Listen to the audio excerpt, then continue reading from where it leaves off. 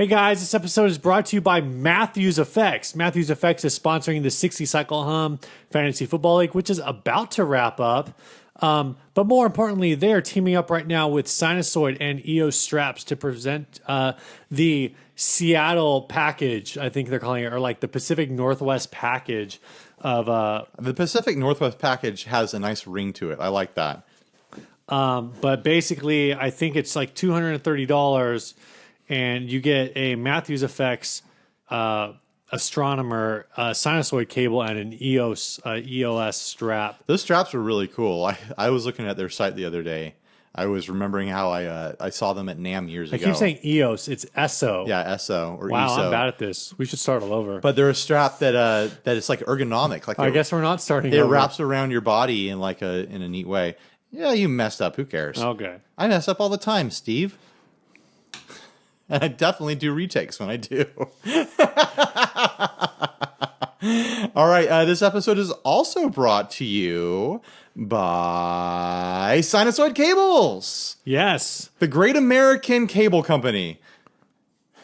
Does that work? Is that a good... What? Is that a good thing that I just said? I don't know. Sinusoid Cables, the Great American Cable Company. They'll make you think there's a snake behind you. Make America sinusoid again? Sinusoid Cables. They have nothing to do with the internet. But they are on the internet. But when you get them, you don't plug them into the internet. Go check them out at sinusoid.com. Check out their build a cable. I was on there the other day just looking at stuff just to poke around. I forgot how cool that little widget or whatever. They've been getting crafty with that TechFlex too. I really love the TechFlex on my sinusoid cables. It slides around all over the stage and the cables don't get bound up on each other, and it's just really great. I don't think I ever want a cable again that doesn't have TechFlex on it, but they've been doing all sorts of different colors and patterns, so go check out their Instagram too and look at the pictures that they post. All right, we had one more. What's our other sponsor? Our last sponsor this week is Equits Guitars. Equits Guitars, that's right. Good old Kevin Equits. He makes some great guitars. He actually contributed one of the topics this episode that we're going to discuss. Yes, and he brought some guitars down to our 200th episode, so the guys Fuzz who were there Rayburns? got to mess around with those. They're super cool. Yeah, they're so great. Look great. They feel great. They sound great. They're just great. I already used that joke in a YouTube video last week. I can't do it again. I was going to say Tony the Tiger would love them. And yet you just did. I did it. All right. So head on over to equitsguitars.com. Look at the link in the text if you don't know how to spell it. He's a guy we know who makes guitars, and we think the guitars are good and great and awesome, and you should buy one.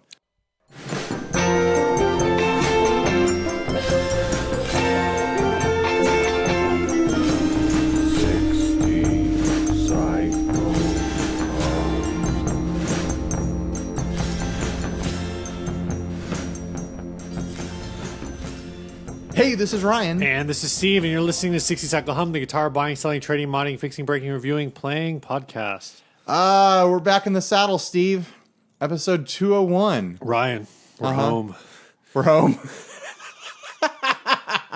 We took a little bit of a break after the 200th because we had an extra episode in the can. Yeah. So it's like we had a couple of weeks off. And it feels good to be back in the saddle, I'll say that. We had a lot of ads build up. We did. Well, while we weren't recording. Sure. We'll say that.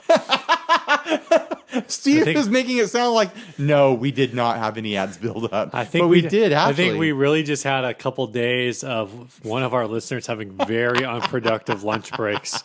That's true. We did get deluged in the way that we tend to be. Should we talk about what's new, Steve? Yeah, this is a part where one of us asks the other one what's new. I'll go first. Hey, Steve, what's new? I got my Premier Guitar mystery stocking. And I didn't get one at all because I wanted to avoid that whole disaster this year. The moment it started going down and like servers were crashing and the whole website was down and people were angry and posting 1,000 times a day, I was like, I don't want to have anything to do with this. That was crazy. So it was like on Friday, I already had told my boss or whatever, like, look, at 11, like, I'm going to be really distracted by my phone for like 5 minutes and then I'll be back.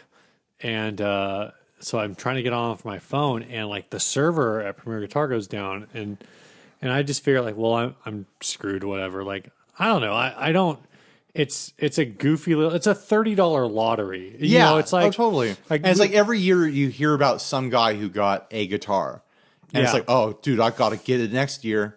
But like most people just win, a box of yeah, promotional it's one of junk. those things where when we've gone to Cowerfest, you buy a bunch of raffle tickets. Maybe you win, maybe you don't. If you win, like maybe you bought $100 worth of raffle tickets and you got like a pedal that's worth $100 or whatever. Maybe you got $100 worth of raffle tickets and you won a Cower or a Titan KR1. Yeah. You never know. But the fun is just in playing. So Exactly. So that's kind of how I approach the mystery stocking. Is like it's that adrenaline rush of like trying to get in on the purchase time because it's only going to be open for like a minute or two. And all that. So It's like, and just not knowing what you're going to get is exciting. So I get it. I'm just not a gambler. Right. So I guess technically I got kind of one of the garbage-ier packs. It looked average to me. I think it was the typical, maybe a little better than the bottom of the barrel. But I got a Planet Wave strap, a reverb tuner.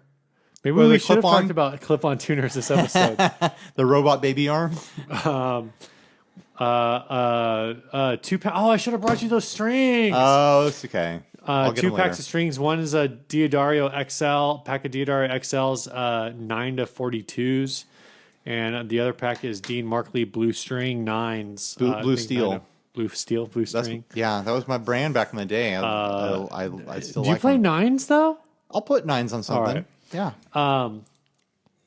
Got a couple option knobs. I got a Tommy Emmanuel. Everyone beer koozie. got stuff from that dude. I don't know what to like. I've already got my go-to beer koozie at home is my Wampler pedals koozie. I don't know what I'm going to do with this. I don't one. use a koozie at home. That's more of like for going out on the town. I don't have a home koozie. I got a bag full of stickers. They're that kind of dusty. Okay, it's got like a matte finish. The picks, it has picks in it with the matte finish that you like. Oh, okay, like a Tortex sort of thing. Yeah, it's got a bunch of stickers. I got a giant George L stickers. I don't know what I'm going to do with all this stuff. Give them to a skateboarder kid. My favorite thing actually in this was I got a dark glass electronic shot glass. Oh, nice. That I think was the thing out of this. I like the strap. I'm not sure which guitar I'm going to put on. It's It's called Red Zigzag. Yeah. So my natural inclination is to put it on my Let me see it. Telecaster. But on my Telecaster, I use I bet that would look good with the Eastwood. It might. I was going to say because on the Telecaster, I use I don't know if it's old. I know that. Right. Fender leather style strap. Right. And that's basically the only strap I will use with that guitar. That strap bounces between the red Telecaster, which is my my number one, and my Strat. Yeah. So with the strap, the 2 packs of strings, and a shot glass, you kind of broke even. Yeah, It's just like stuff you would have never bought for yourself. Right. The strap is like $25 new. 2 packs of strings, probably like $5 a piece. Yeah. And then the let's shot be glass honest is with maybe the- like another $5 or $10. With the strap, though, if you were just getting any strap with a pattern that you didn't pick, you'd be getting one for clearance for like $10 or something like that. Sure. And I will say, like, this isn't just like a pattern. Like, it's like woven. It's woven, so it Yeah. is like a little higher quality. It's not just like when you go to Guitar Center and they've got all the friggin' Levy straps with the random like patterns on The it. supplemented printing, Exactly. whatever it is. Exactly. This is woven. So it is the kind of thing that like if I actually used it a lot in like 40 years, I'll be able to sell on eBay for like $30. I keep wishing that we would get sponsored by a strap company and that would hook us up with straps for use in videos and like for giving away as contests or something like that. So if you're listening and you run a strap company, hit us up. Let's have a relationship. Let's have a marketing relationship. Let's get all our marketing mixed together and make a marketing baby. So what's new with you, Ryan? I just got a crap ton of pedals in the mail. Yesterday, I got 8 TC Electronic pedals in the mail. I wrote them, and I was like, hey, you guys came out with a bunch of new smorgasbord of tone pedals. Remember how great mine were a year ago? I'd love to cover the new ones. And here's a list of the ones I'd like to cover. Steve is making a stupid cocktail again. Whiskey into a Coors can. There's no beer in here. Okay, good. There's no beer in there. So I just don't have another glass. So TC I should have brought that dark glass electronic shot glass with me. TC Electronic wrote back and was like, yeah, of course we want you to do more demos. So they sent me a big box of all the pedals I requested, plus the Quintessence, which I did not request because I'm intimidated by it. I feel like this pedal knows more about music theory than I do. I don't quite know what to do with it, but I'll make some sort of demo of it. But I did a first impression video today, being Friday, so that's on YouTube right now, of all those pedals. And while I was recording it, my wife brought me a pedal that came in the mail while I was recording from Chase Bliss. I've got the new chorus pedal. Shoot, I can't remember the name of it. Oh, the Warped Vinyl. Warped Vinyl V2. Yeah, it's the Hi-Fi Warped Vinyl. So I've got to do, well, I get to do a demo of that coming up this week. I'm pretty excited about that. Anytime I get a Chase Bliss pedal, it's like exploring 50 pedals in one. There's so many things you can do with them. I've never had the Warped Vinyl version 1, but it's one of those pedals where like that put them on the map, kind of. Like everyone was getting the Warped Vinyl back in the day, and like, this thing is crazy. This is like the best chorus vibrato ever. So I'm really looking forward to getting into it. And I like that it's a hi-fi version, which means it's a little bit clearer, a little bit more high-end, I think, which is more my jam than like darker pedals. So that's what's on my plate right now. Very busy. Yeah, very, very busy guy. Do we have any housekeeping to do? I think we do, don't we? If we do. Bruce Kumquat upped his level. He went from Best Friends level, which is our $5 a month, up to Inner Circle level at $10 a month. So now he's in the secret Inner Circle group. He gets to see all the secrets that we pass around, all the trash we talk about, everyone who's outside the circle. He's going to get the merch pack that you send out when you send it out. And, there's a bunch of other benefits. I want to mention right now that there's a new way to contribute to the show. If you want to sponsor us or pledge to us, crowdfund us or whatever, we are on Patreon now. Yeah, I know a lot of you guys have Patreon accounts already for other podcasts or YouTubers or whatever you support, so we're on there too. Yeah, so we're totally an idea we didn't steal from another podcast. We did not steal this idea from the Gear Slum at all. It's our own idea. There's lots of other people who have Patreon accounts, not just the Gear Slum. Let's be honest. We stole it from the Guitar Nerds. You want to talk about the Guitar Nerds real quick? I'm sure one of them is listening, and we'll tell the others. But I don't understand why they limited their $10 level to what I think it's like 15 people or something like that.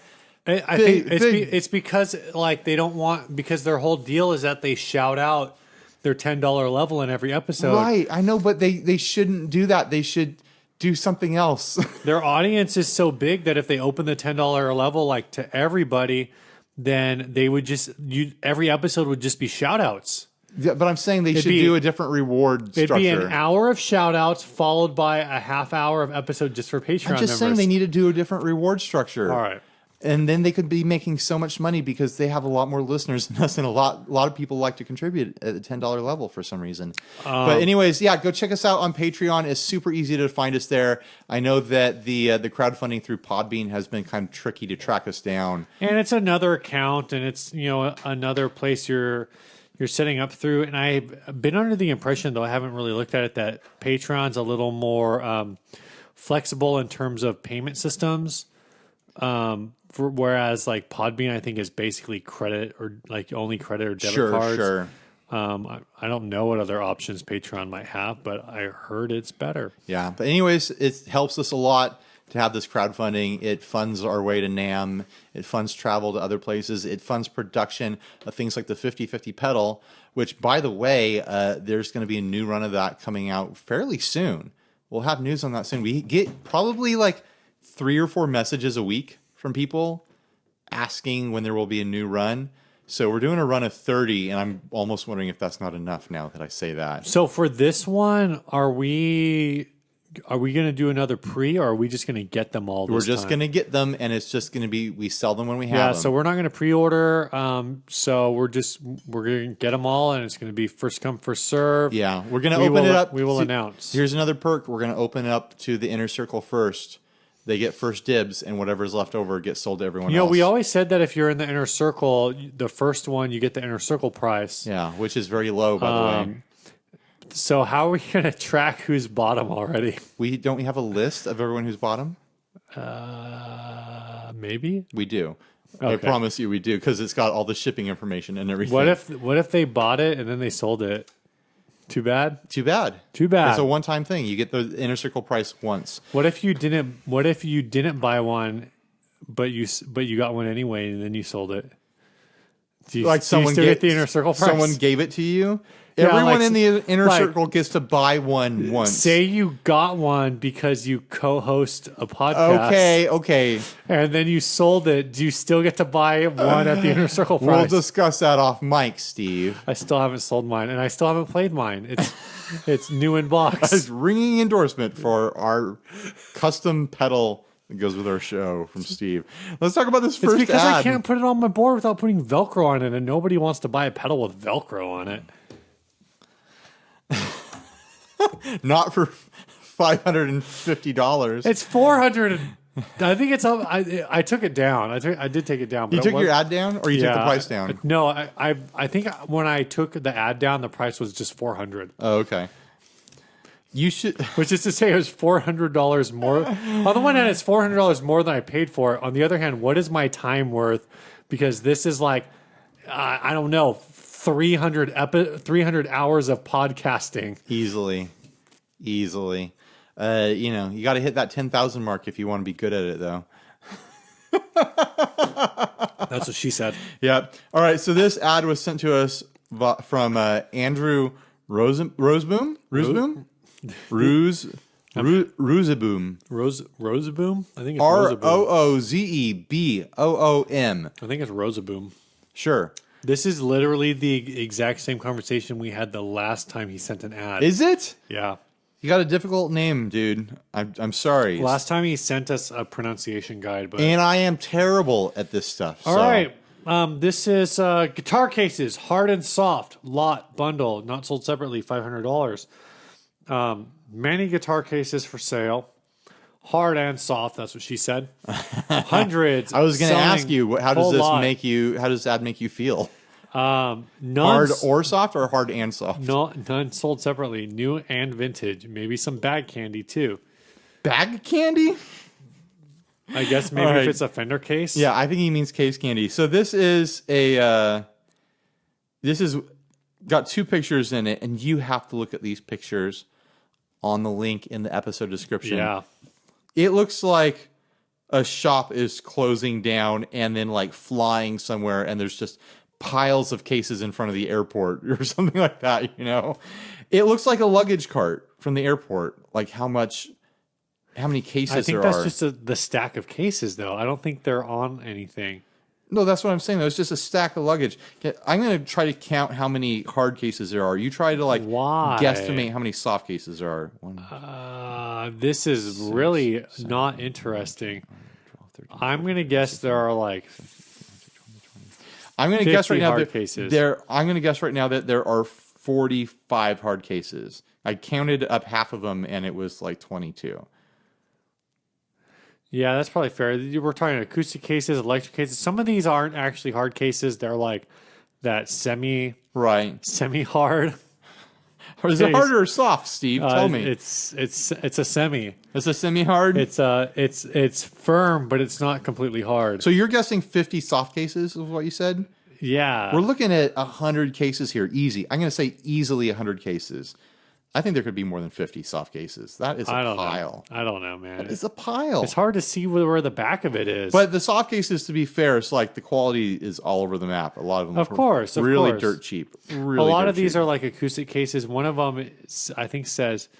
but even if all the soft cases are... Silvertone, maybe? Even if all the soft cases are junk, if there's 50 hard cases there, that's $10 a case. That's crazy. Do you feel like you would be tempted by this ad if it was local? Where would you put them all? Yeah, one, there's that. Two, I just don't have. This is apparently at a pawn shop.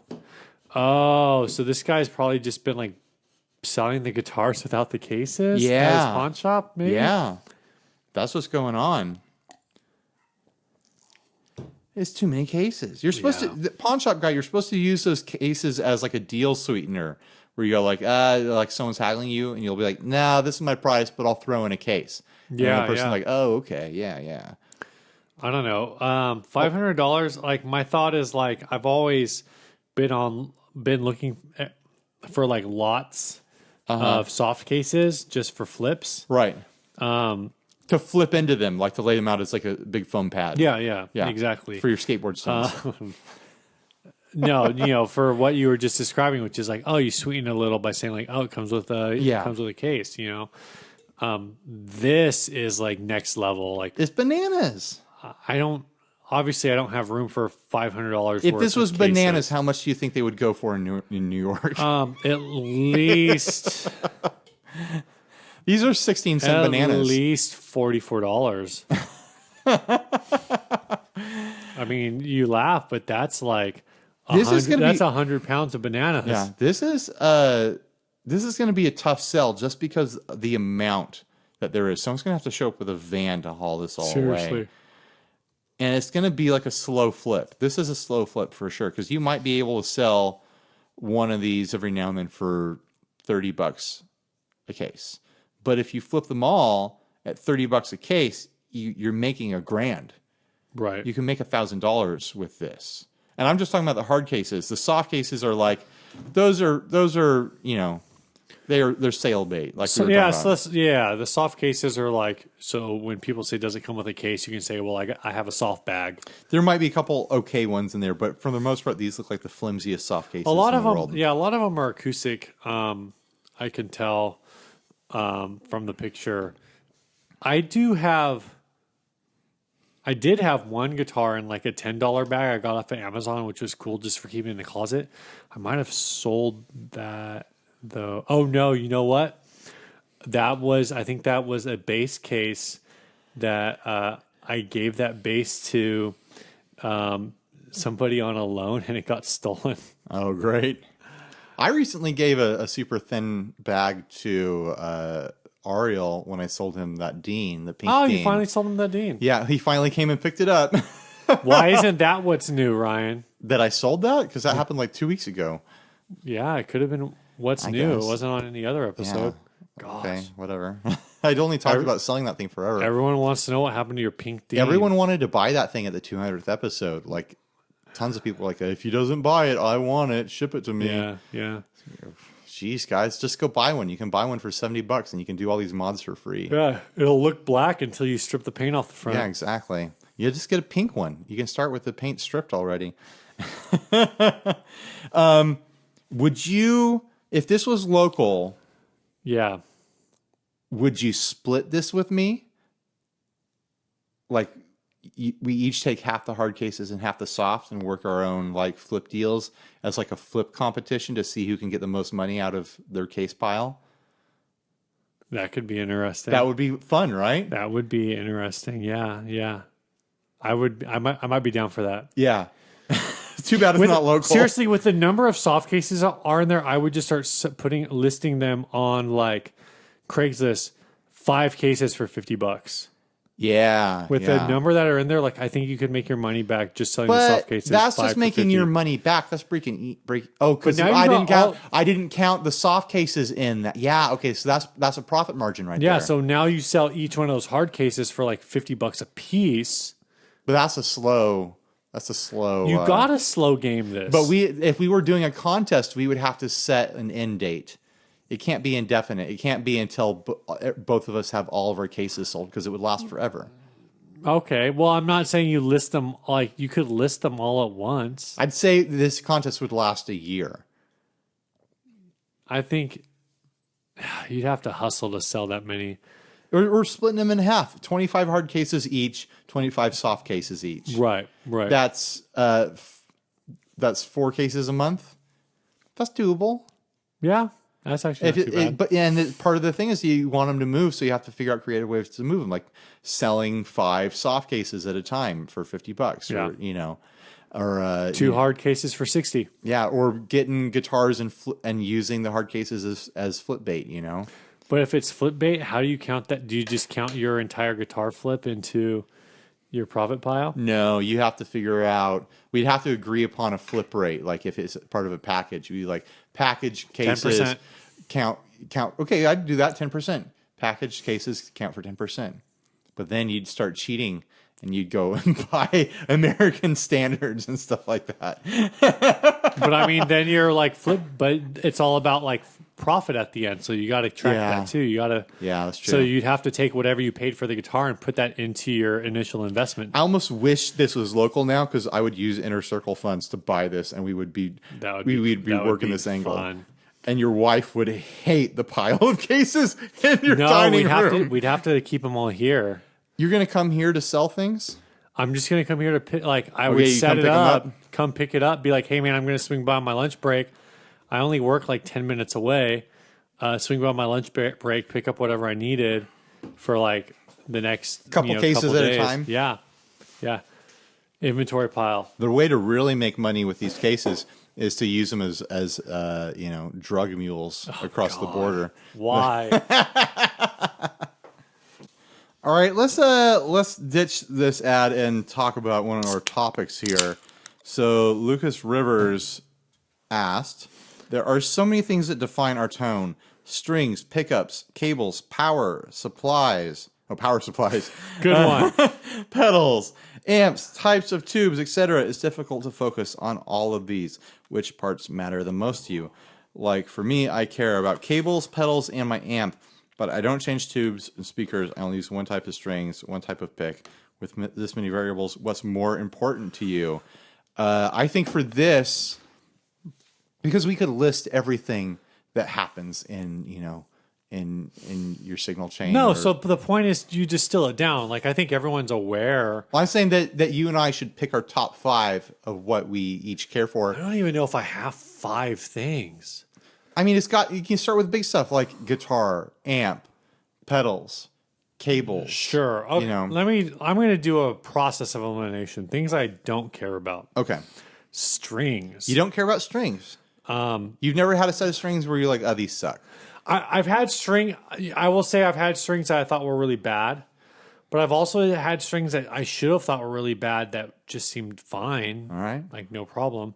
I think strings is pretty low for me, at least for electric guitar. I think generally the age we live in, like the quality control in strings is kind of consistent across the board. I guess I will caveat, like I'm thinking of electric guitar because for bass I care a lot more about strings. I am. Picky. What about acoustic? I am picky for strings on bass, and I am pickier for not as picky as bass, but I have been picky for strings on acoustic. Sure. So you think for electric though, for acoustic and bass, you're typically running a relatively unaffected signal. With electric guitar, because your signal's so effective, it just doesn't matter anymore? No, because with the strings, it's really about feel for me. Okay. It's less about sound than feel. I mean, obviously, if you have a string that's just like dead and it doesn't resonate, like that's never good. Sure. But, I don't know that I've ever bought like a pack of strings and just felt like, oh, these are all dead. But I have had strings where like, even though they felt fine, even though they sounded fine, like I just wasn't like really excited about the way that they feel. Right. I've never thought electric guitar strings have sounded bad. But yeah, I agree with you. Like there's been strings where I've been like, I hate the way this feels. But I don't think that's on my list of like top 5 things that matter. All right, what would be your top 5? You seem like you've thought about this a lot more than I have. I think that amps matter a lot. I've recently learned that speakers matter a lot. This isn't in order, by the way. Pedals are a huge part of how I shape tone. So I've got 2 left. The guitar, obviously. What does that mean, though? The guitar? Yeah. The guitar has like a bunch of different, it has a lot of variables. You're talking about tone woods? I'm talking more about like build style. Built so something that actually doesn't have anything to do with anything is in your top 5. We'll discuss that later. And then what was the other thing I was going to say? I said amp, speakers, pedals, guitar. What was left? Cables, strings, I don't think cables and picks. cables, strings, and picks don't matter that much to me. Well, then maybe let's break down the guitar into 2 parts. I'll say pickups, and I'll say overall construction of the guitar. Okay. If that makes sense, because I like my SG feels completely different and sounds completely different from guitars that are built completely different ways. Right. Okay, that's fair. Even though like it's made out of mahogany, I have other guitars that are made out of mahogany, you Right. know, and have whatever. Okay. I feel like the build style of the guitar changes the way it plays, or at least feels or affects the way I play it a lot. So I said amp, speaker, pedals, pickups, and guitar style. Those are the things that you said. Those are my top 5 of things that affect my tonal elements. So I will say I haven't really experimented with tubes or speakers as much as I would like. I do wonder if getting a new power supply would fix some of the issues I have with my board. My experience is that power supplies fix issues. They don't change tone. Yeah. Because I think I run, at least right now, I might be a little Unless more... you're talking about starving voltage. Right. I might be a little more like digital heavy than you are in terms of like different effects. Like I don't have my micropog on the board right now because I don't have enough power lines to like keep That it thing kind of by itself. Hog's juice, dude. Well, Like I had it on a daisy chain with 2 other pedals, and it shut stuff down. I had to put it on some power. Not only does it hog juice, it's also like kind of it can be. It's not. It doesn't necessarily always play nice. Yeah, that's a big issue too. Are you daisy chaining everything, or do you have a power supply right now? I have a power supply, but it's the Joyo, so It's like what I use. It's like semi-isolated, and I don't have enough lines that I can like keep everything set apart. And I think some of the pedals even I might be like running right against the cusp because that has one 500 milliamp output and everything else is 100. And really what I need to do to fix all of this is to get a Strymon Ojai or a Zoom. Actually, I think either the Ojai or the Zuma, probably the Zuma is what I need because I'm running more than enough pedals. Those carry a lot of milliamps, right? Anyway, it has a lot of outputs. They have a lot of juice for those big, heavy Strymon. So I would say, what did I say? Power-hungry pedals. Not speakers, I would say like not cables, but I've had issues with some of the cables I have that I just need to either fix them or cable's another fix thing or like replace power, them. like it doesn't matter until it doesn't work. Right. You know? Well, I wouldn't even say it doesn't matter until it doesn't work. I would say it doesn't matter until it matters. Right, exactly. In the sense of like, you don't necessarily, as long as you don't have an issue, there's not any reason to change. Right. I mean, we all know that the reason to buy one cable over another is if that cable company supports the entertainment content that you enjoy, and if they have transparent business practices and a cool name like sinusoidcables.com. Go check them out. So I think the first thing that comes to mind for me is pedals. Pedals are huge. I do a lot of they're small tone actually. shaping, and then after that probably pickups. Not necessarily that I have a particular favorite brand. My Telecaster is all Seymour Duncan, but that just kind of happened by chance. Right. And interestingly enough, like I haven't been using, even though I've always preached neck pickup, I haven't been using my neck pickup at all because You're a bridge boy, huh? Because I think some of it is because I've had complaints about my single coil neck pickup being too noisy in the sound system at church. Okay. And in turn, so I switched to the bridge pickup and then I EQ'd everything for the bridge pickup. So my neck pickup is super thin now. in a very not pleasing way. Sure. The amp,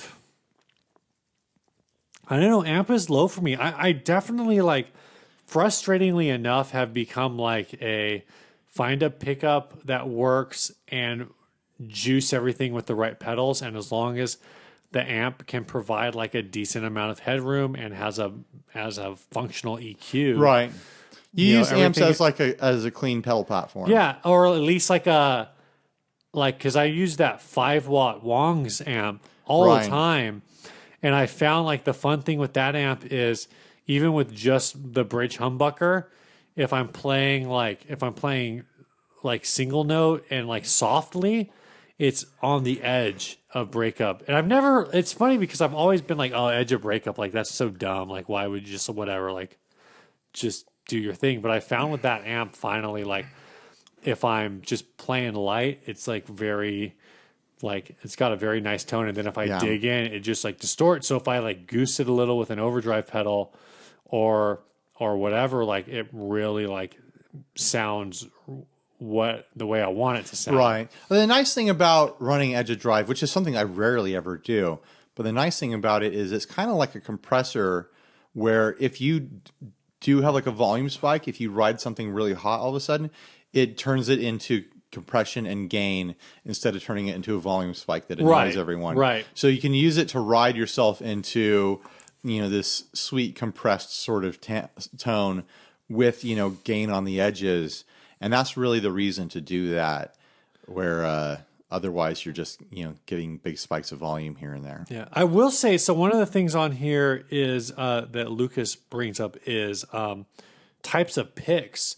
And I've been using acrylic picks for a while, so I've been primarily using gravity. Okay. But I get a similar effect with I've used V picks as well, and I really like the way both of those, like the string kind of snaps off of them. Huh. And that's a feel that is very different. Now, do you think that snap is from the material, like a tonality from the material, or do you think it's because it's a stiffer pick that just has more physical resistance? I think it's a little of both. Because I've used like Dunlop's a Dunlop like thick pick, and there's something about it that it's just a little different. The Dunlop I have is like a jazz. I think it's a jazz stubby, and it's just a different like kind of a feel to it. I don't know exactly how to describe it. But yeah, I've really liked the gravity stuff that I've used. I've never used a different pick and been like, oh, this sounds different. To me, it's all like just finding a pick that has a familiar feel. Right. Because if a pick feels different to me, then it's distracting and then I don't play right. That's fair. Yeah. I'm not sure. I don't know if I named 5 things, but that's okay. Yeah, who cares? But I'm like I said, I'm definitely in like a pedals mode right now. Maybe that's good. Maybe that's bad. No, pedals are definitely a significant way to change your tone, or to like define your tone. And like build your I'm tone. not as much of a clean. I'm not as on a clean platform kick as I think I should be. Right. But I think that's just where I'm at. Well, it's nice to have balance. Like I've been using the katana for all my church playing. Right. And I use it on the clean channel, technically. But my trick with that amp is that I have the gain dimed on the clean channel. That actually gives a little bit of dirt. It's a little bit like of a soft dirt edge to it. And then I turn up the master volume all the way and use the pre-volume to set the volume on it. And that turning up the master saturates the power section basically. So it's like saturating the output transformer. I think that's the trick with those things. Right. So I'm actually running my pedals into a signal that's a little bit dirty. It's not a perfectly clean channel. Yeah. And it gives a nice coloration to it. It softens up the edges and stuff like that. But technically it's still a clean guitar sound. Yeah. Sometimes I'm not even sure if I'm getting like dirt from digging in on the amp itself, because I do have I have one analog delay and one lo-fi digital delay. The Chuck Pedals Tachyon and the Caroline Kilobyte are both in my chain right now. And I feel like both of those pedals are tend to dirty up when you like really dig in on them. Even if my amp was like set, even if I was using like a high headroom amp, I feel like my signal would still come out dirty because I feel like those pedals just kind of like dirty up Right. on their own. Totally. Should we jump on to the next ad, or do you have anything else to say about this? I don't. Let's talk about this this piece of trash. I don't think I titled the ad "Dumb Mic." It's a dumb mic. I don't think the mic itself is actually dumb. I think it's fine to use these mics. I think there's a use for everything. We're talking about an ad for a Shure Model 55 SW, which is like your rockabilly old style broadcast recording looking microphone with the big metal grill on it. It's the Elvis mic. It's the Elvis mic. I mean, someone's probably going to fight us and be like, "That's not the actual Elvis mic." Like, you know what we're saying here. You know what we're talking about. So anyway, this was sent by Alberto Jimenez. He wants to know if this is flip worthy. The guy says, "I'm selling a vintage Shure microphone. This is a Shure Model 55 SW. Works perfectly. Comes with the original cable as well. If you're interested, let me know. Thanks for looking." So the deal is that ultimately the question is, this guy's selling this saying, it's a vintage Shure microphone, but apparently they made these until like 1997. Don't they still make a version of them? Possibly.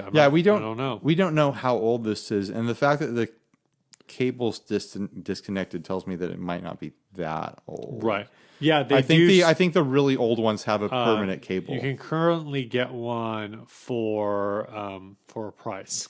For a price, according to Steve. On this website, it's $250. I don't know if that's the going rate. Anyway, Alberto was asking if there was flip there, and the real reality is that we don't really know. Yeah, because he didn't send us the price. Well, no, he said it in the ad or later in the thing that it was like $50. Oh, okay. You know what? For $50, I would have picked this up. Yeah, if it was it's local. on Sweetwater. The Series 2 version is $180.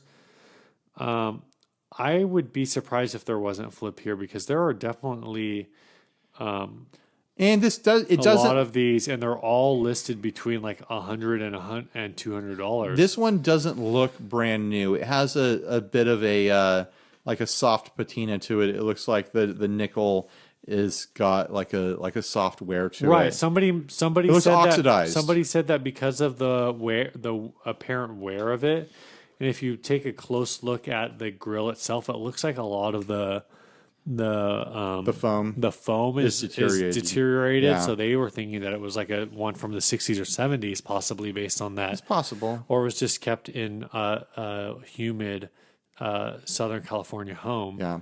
For its life. Here's my issue with these mics. I'm going to lay it out there. Lay it out there.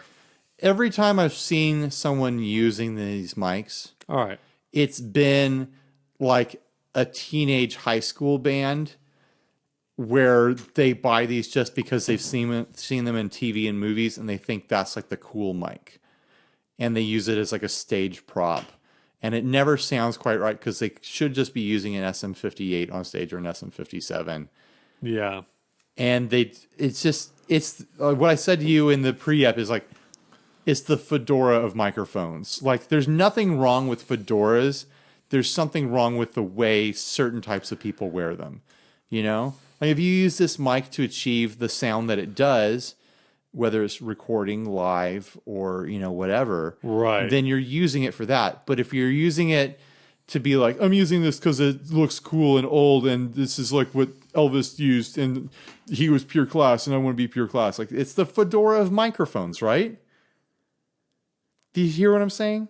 Yeah. It's funny is like, I feel like the type of bands that you're thinking of are generally like kids who are in like pop punk bands. Yeah. And they're really trying to like dial in this like Brian Setzer vibe, like Stray Cats vibe, like, oh, we're old school punk rock, whatever. But at the same time, like, I don't know. It's goofy. It's a lot of people love these mics for like a specific thing, But at the same time, I feel like people who want this kind of like vintage sound, I guess, but aren't really concerned with aesthetic are probably going in a different direction. Totally. And like also like remembering bands that I've played with and that we've played with, where someone comes out, the singer comes out and like takes off the venue's mic and puts this in its place. That's got to be annoying for the sound guy, right? Right. Like, wait, where did they put my mic? Where did my mic go? What is going on? I wanted to get Ariel's opinion on this because I fear he probably knows more about microphones. Oh, yeah. But I called him and he just let the machine get it. Oh gosh. Our friend Ariel, my bandmate, he just released his solo project album, and that's the title of it. Let the Machine Get It. Yeah, go check it out. I didn't actually call him because I don't have his phone number. I should get him to send us. I think I have access to the tracks. I think I should put the tracks up on an episode to help promote his album because he's been working on it for years now. Do you have anything else to say about this? Oh, it's just a dumb mic. It's just a dumb mic. Let's talk about this next topic. Yeah, Kevin E. Quits, sponsor of this episode, wants to know. Are you going to go my way? But I really, really got to know. That was the wrong part. Are you going to go my way? I want us to do a really disjointed a cappella version of that song together. Let's do that after this ends. Let's do that at the end of the episode. Would you rather I want to do a Primus version of Are You Gonna Go My Way? Would you rather see builders introduce new models / designs in 2018 or see more iterations / versions of their existing models? Hashtag asking for a friend. My gut reaction to this is that it's probably more profitable and a better move for most builders to come out with new versions of their existing models as like brand reinforcement. Like, here it is again, but with a different thing going on. Like reinventing the wheel, like coming up with a new guitar is a big risk, and it's got to be hard because it is hard to come up with something new in like a territory that's so well trodden. I think it really depends too on the brand and totally and what they're doing. So since Kevin is asking for a friend, I guess Kevin, you can let your friend know that my opinion is that since your friend isn't necessarily doing this as a full-time job, it's probably easier for him to introduce a new model or design in 2018. Because it's just like if he just does a one-off or she does a one-off or like there's room, does like 2 or 3, like you kind of have that space to only do a few and you're not necessarily doing a massive product launch. But that being said, like, doing interesting iterations or versions of existing models where maybe you're collaborating with certain pedal builders or whatnot. Right. Like those are really cool too. And, I don't know what different things would look like, but I always think it's neat when a company, and it's a hit or miss, right. When they come out with like a deluxe version of something and it's really like, oh, this is truly like deluxe. So, or like it's truly deluxe. This is truly a guitar of elegance. I mean, luxury. Shut your dirty whore mouth. I just mean, has there ever been a guitar more opulent than this deluxe guitar? I just mean, whether you have, like so many guitars, it's like Gibson, Les Paul Jr. Those are very different guitars, I guess, for Gibson. But there's that question with, when somebody rolls out like a junior version of something or a studio or special or whatever version, this is your regular version, but it only has 1 pickup instead of 2. Like the Les Paul or it has Jr. like a flat top instead of a carved exactly. top. So the Les Paul Jr. is flat top and single pickup. So that's kind of like a neat thing in itself, but not everybody does that. So I think those could be like interesting iterations. But then again, for like a small brand, like going between a regular model and a junior model might not necessarily be accessible depending on what the build process looks like. So if what you're doing with your standard model is say a mahogany body with a maple cap or some kind of cap, so it's 2 pieces, and that's your standard model. So your junior model is no cap. That's not that big of a change. Yeah. But it might save you a lot of money. But if you're doing a single piece carved top, then a junior model is like not necessarily like that. I mean, it's a lot more work. So in turn, because it's a lot more work, it's a higher risk. And it begs that question of like, well, if you're going to do a junior model, but it's just your regular model with one pickup and it still has a carved top, like, is that really a big deal? Because it's like you're just saving yourself like, I don't know, however long it takes you to cut one pickup route. Yeah. I think... which for me, for what it's worth, cutting one pickup route would take like 5 hours. Right. Because you'd be using a toothbrush and a spoon. Yeah.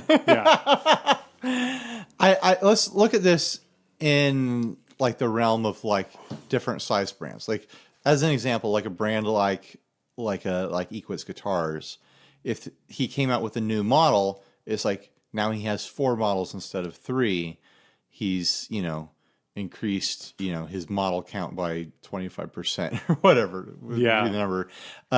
If Fender comes out with a new model, they might make, 1,000 of those guitars, but it's still like they're just testing the waters with it. And it's probably not going to succeed for more than a few years because they're just going to go back to making Tele Strats, Jazzmasters, and Mustangs. Right. And with a company like Fender, you have the leverage. Sure. I don't know, that you have the room to work on interesting ideas. And also, it doesn't change your identity at all to like come up with a weird thing. Yeah.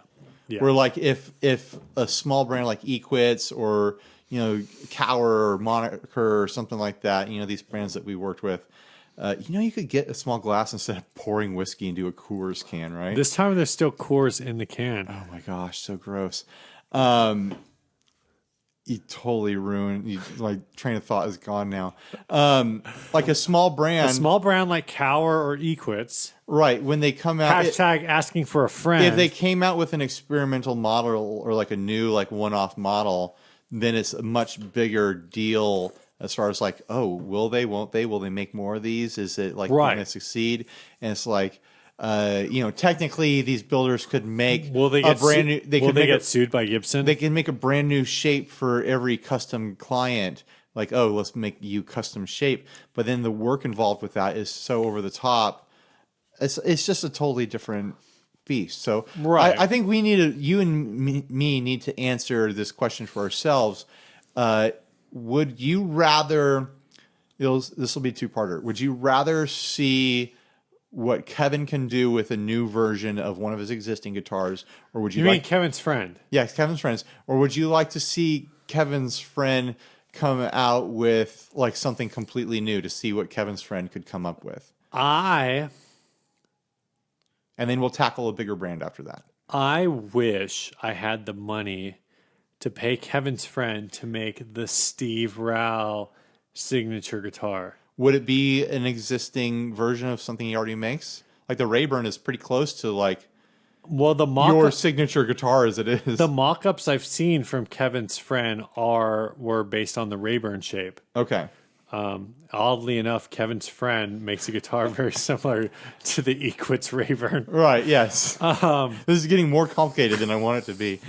So would you go with the existing guitar from Kevin's friend, or would you want a new design?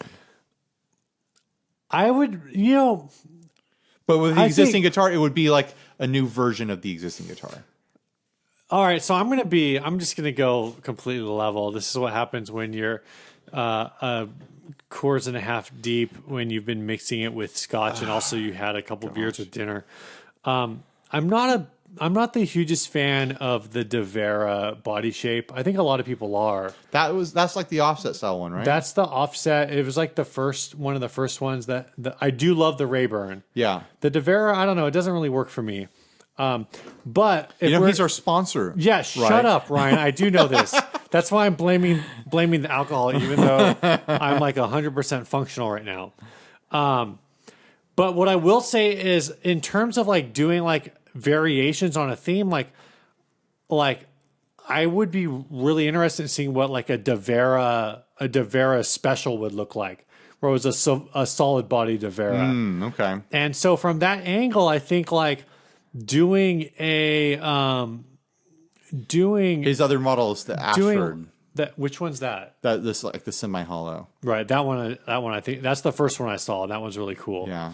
I don't know what it is. I just go back and I'll go back and forth with the Devera. Sometimes I really like it, and sometimes I'm just like, I don't get it. It's interesting. You'd think I'd be all about the Devera as like a surf rock guy with like the whole offset thing, but I feel like the Rayburn is much more like my spirit. Every time I see a Rayburn, like I think about how I just got a credit limit increase from my credit card company. And whether or not I should be a responsible adult or not. It's like a Telecaster without being a Telecaster, which is the kind of Telecaster I like. Yeah, that's fair. So from that perspective, like I would really like to see like Kevin's friend take one of his existing models and kind of like tweak it a little to do something that's a little like that's similar but different. That's like a same body shape but like a light version or like a studio or a special version. You know? But at the same time, like I think I understand like the aesthetic direction of everything that he's designed. So I kind of want to see what a fourth build would look like. Yeah, it's a hard question. It's like because all his guitars are, all of Kevin's friends' guitars are designed in a really aesthetically pleasing way, and they're all really compelling. It would be great to see Kevin's friend come out with another one. You want to see what else they can do, But then you run into the Fender problem or the Gibson problem. Is like, well, it's not a Telecaster or a Strat or a Jazzmaster or a Mustang, so who cares? Right, and and that is the thing with that's the continuous. I mean, realistically, that big brand can only supports 2 or 3 popular guitar styles at a time. They have a bunch of others, but it's like whatever is in fad, there's really only like 2 or 3. And so what I'm saying is that's always like the continuous like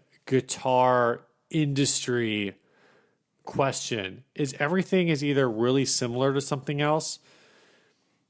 Even what is it? Italia just came out with like that DeVille by Italia guitars. And they have a model that like basically everyone looks at it and goes like, oh, it's a little sinker. And at the same time, like the little sinker was really just from Roni guitars. The little sinker was just kind of like a variation on some like other old school designs. So you kind of always have this, nobody's making guitar body designs out of thin air that I know of. Right. Nobody's trying to do that. Like nobody's looking at a friggin' water heater and goes like, oh, that would be a cool guitar body. Everyone's thinking like, how can I take something like offset and tweak it to fit my brand? Or how can I take something that's kind of like a Stratocaster, but I'll make it different. Like I'll make the arms shorter or longer, right, or pointier or softer or whatever. So it's familiar-ish, and then maybe it's familiar enough that people who wanted a Strat, but I mean, but didn't want it. Like most smaller guitar companies have an S-type guitar and a T-type guitar, or they have an LP-type guitar or something like that. Yeah. Like there are certain flavors of guitars, like even if they're not 100% there, they're hinting at it. Right. Yeah. Now, if you were going to say you were going to buy a Fender or a Gibson tomorrow, and you knew that they were coming out with like a new model, would you want it to be a new version, like a new version of their existing model, or would you want to see a completely new style guitar from them? Like, that's tough. Like, would you take it? That feels a lot clearer. It feels, in my mind, it feels a lot riskier to be like, oh, Fenders, I've got the money, I'll throw it in the pot right now, and I'll put it into the bucket that says a brand new style of guitar from Fender or Gibson, and that's what I'm buying tomorrow, versus a different version of one of their existing guitars that I'm buying tomorrow. Right. You know what I mean? Like, it feels like, especially with their track record, if Gibson or Fender comes out with something totally new, it's probably only going to last a couple of years. They haven't had a new guitar that's become a modern classic in decades and decades. So, assuming that whatever this model is, like the quality control is not an issue. Right. Because I know, I'm talking about something that would be like an American, version. Sure. So I'm just saying because some jagwagon is going to be listening to this and be like, why would you why would you put any faith in anything new Gibson is coming out with? Right. Like, so assuming we're talking about historically, just from a theoretically, and from just an aesthetic standpoint, right? For both brands, like, I can't think of what their last new design. I guess for Gibson, it would have been the thing they came out with this year. That everyone said, like, oh, it just looks like a friggin' PV Wolfgang. Yeah. What you think that guitar is going to last more than 3 or 4 years? Like, I don't know. It's still going to be selling that? I don't know. I don't. Like, if in the Fender direction, the best case scenario in my head is like a Cyclone, It was the Cyclone, or like a Tornado. Was that series Fender's last like foray into original body designs? No, I don't think so. But like, in my mind, that's like what I would have been fine with. Like, if I threw $1,000 in a bucket and like tomorrow you're gonna get the brand new guitar from from Fender, that's gonna be like a brand new design, and even then it was still just a Mustang body. Right. And so, like, even there you said, like, oh, well, you don't think so, but I can't think of another original Fender design since the Tornado. Well, they've had stuff in, Squire, like frontmans and things like that. They've had... But, like, okay, so say you would... Since then they did... What about the 51 and... The Tornado is a different body shape from them. Yeah, so maybe the 51, because other, like, you're talking about the Squire and Fender, they both did the Showmaster, but ultimately the Showmaster was just a Super Strat. Yeah, exactly. So it wasn't particularly unique. You go back to the Squire Katana. Right, like do you have to go back to like the Katana or the Performer for like original body shapes from Fender? It's really tough to start, like, come up with a new design that's going to hit. So I think I'm going to say this, definitely a lot safer business wise to make new versions or expanded versions of what you already have than it is to try to trailblaze a new design. I do think it also matters, what you're going to do with it, because I've talked about things like, in the case of like an Equitz, like a Devera special, right, and he has more ground to cover in that he's got a semi-hollow style, he's got a Tele style, and he's got an offset style. He could do a Strat style, he could do an SG style, right? Like, he could do, there's room for him to do covers, because all of his guitars are unique body shapes, but they like kind of hint at certain like other things. Yeah. He could do more guitars that hint in certain directions. Well, what also goes along with that is, or his friend is looking at it from the angle of in terms of like uniqueness, where his designs, the three existing designs already had to be like fairly unique. Right. To begin with, because they don't want to, they're not knockoffs. Like, they are. Yeah, they're originals. Are original concepts, And I think that is can be a harder thing, but I think that's something where small builders tend to thrive, is making things that are reminiscent without being exact. Because they have to be, because they run the risk, if they do something that's too similar to something an existing brand already makes, that they're going to get, CC desisted.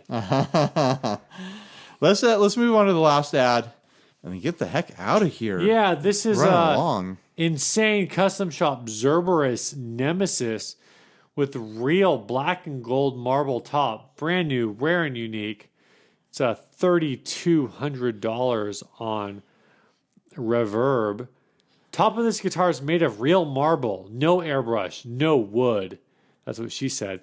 No plastic coating, no photo finish, real stone. It is hard, that's what she said, to believe what the real stone top the real stone top does for the sound. All I can say is that those are the best sounding guitars that I ever built. You hit the strings and feel how powerful and continuous the whole guitar resonates. I've done this side by side with normal guitars, and the Gorgonized guitars still keep ringing when a standard guitar is already quiet. I got some thoughts on that. Okay. This is Nemesis Black and Gold number 004. Graph Tech tuners, whatever, ratios and stuff. I don't care about We're really any just of going to this. talk about the concept of a stone-topped guitar. So why? Yeah, so let's not worry basic- about the other details. Yeah, because all the other details are dumb. Yeah, I don't even want to discuss the price because that's the price of custom-built, small run instrument. Basically, this guy made a guitar that kind of looks like a Strandberg but it has a headstock. It's also got kind of like a Rickenbacker thing going with that. I guess. Horn. But it's like if a Rickenbacker was anorexic. But really, what do you think about the stone top claims that he's making? Like, do you think you're going to get more sustain and more power? This is out of kind a of that stone top? classic design. This is that classic question where, I don't know, maybe 10, 15 years ago, everyone was like, oh, set neck, blah, Right. blah, blah, whatever. This is that whole set neck versus bolt neck argument, talking about sustain. And people are like, well, I plugged in my American Strat and I hit a note and it sustained for 15 seconds. And then I plugged in my Les Paul, set neck. I say set neck for the Fender. Stratocaster is bolt neck, whatever. We're all on the same page here. I plugged in my Les Paul, set neck, hit the string, and that thing, sustained for 32 seconds. On a very early episode of the show, I said something, and I still believe in it. I already know what you're going to say. Why the hell are you playing one note for 15 seconds or 32 seconds? 30 seconds? That's, what, a sixth of a song? I mean, you're not wrong. Yeah, you're going to play 6 notes in a song? Hey, if you were your favorite band, 15 seconds, what is that? Like 20 notes? What is that? Like half the song? Yeah, a guitar doesn't need to sustain like a piano, is my opinion. Like, if you need that, then there's ways to achieve that.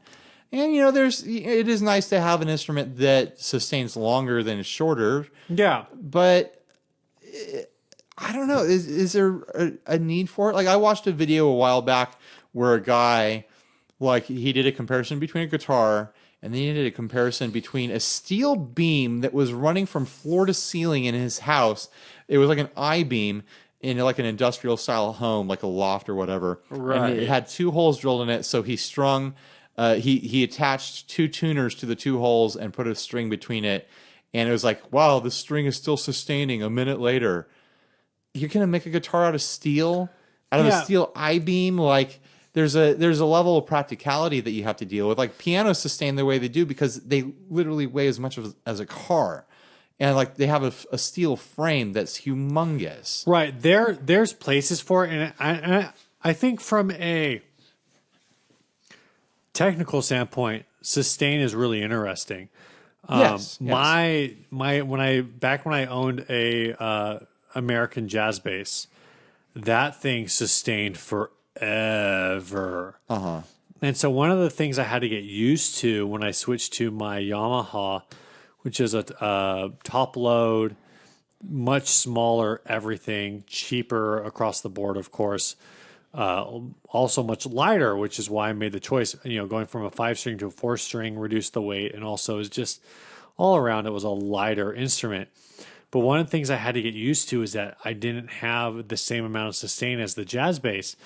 But again, being a bass player, at the most I was playing whole notes, which a whole note at 60 beats per minute means I need to hold one note for a second. Right. At no Every point, bass is going to do that. Right. And so it felt kind of weird. Like it definitely has a different feel, Yeah. but the end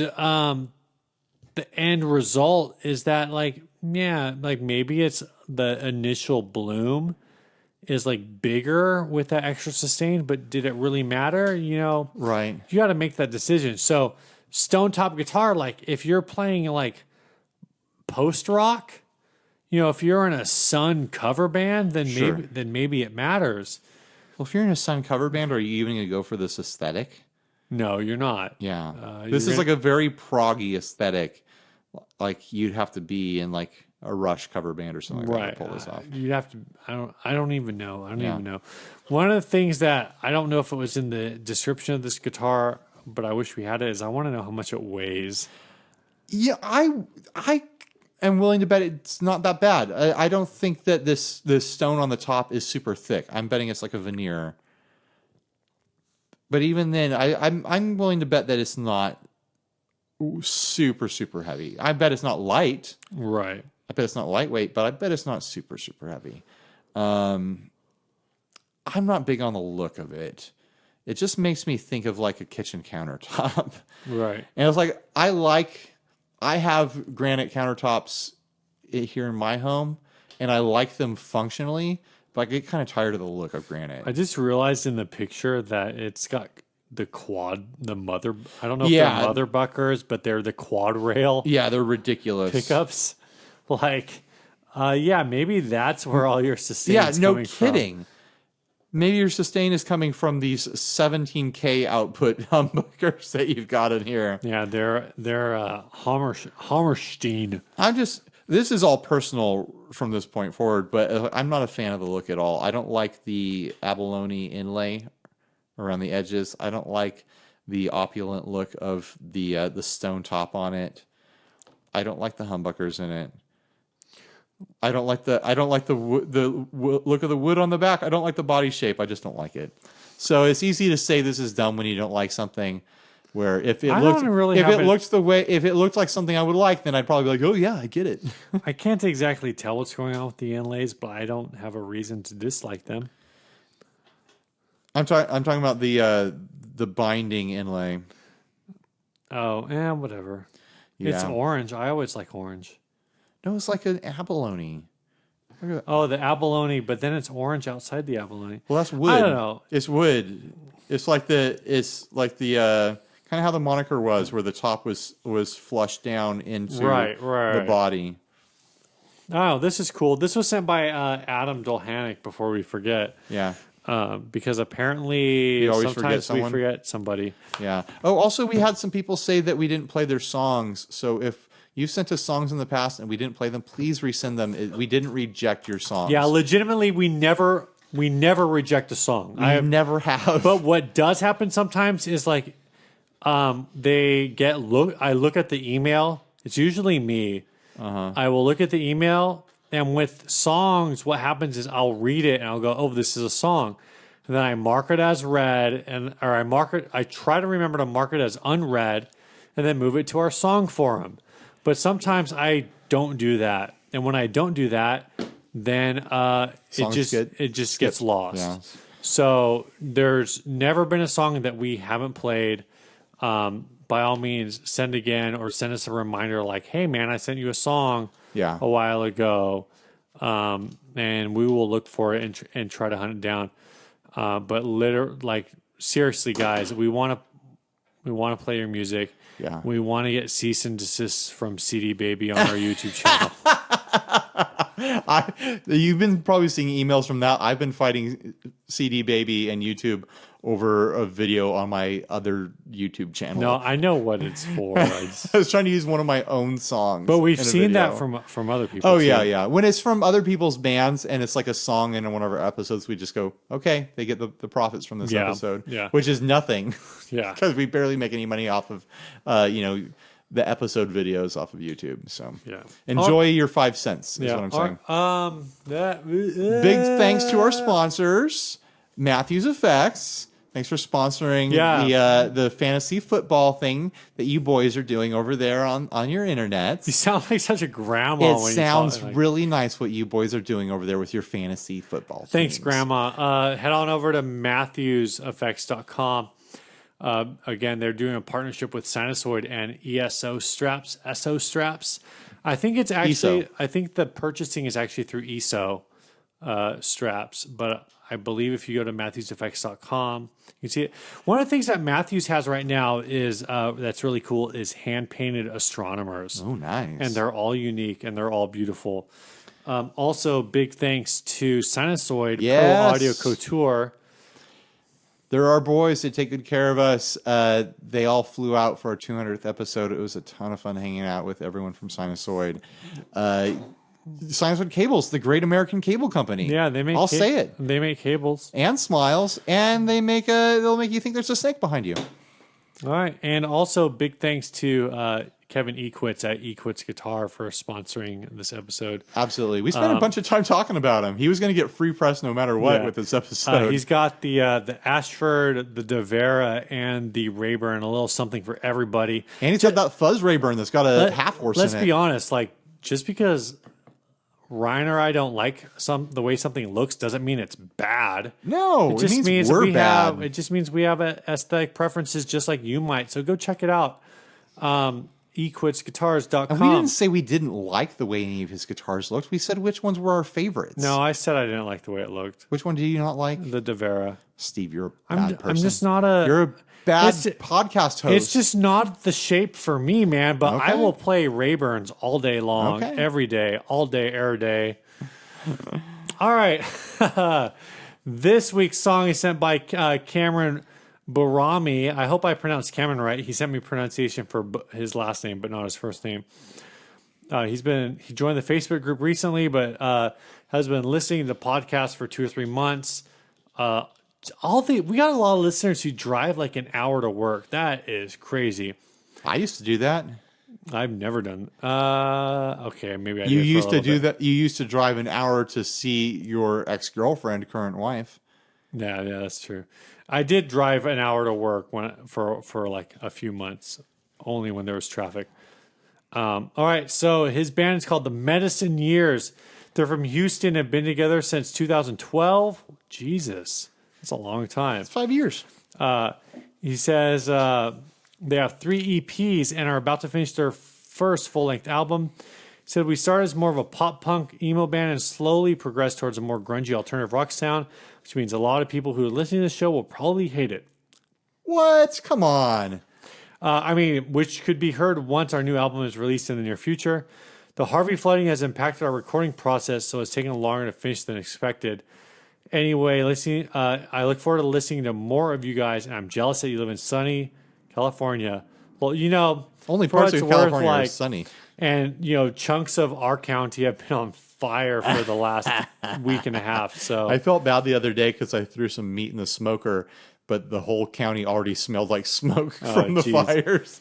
So anyway, this song is called Wanderlust. The band is called the Medicine Years.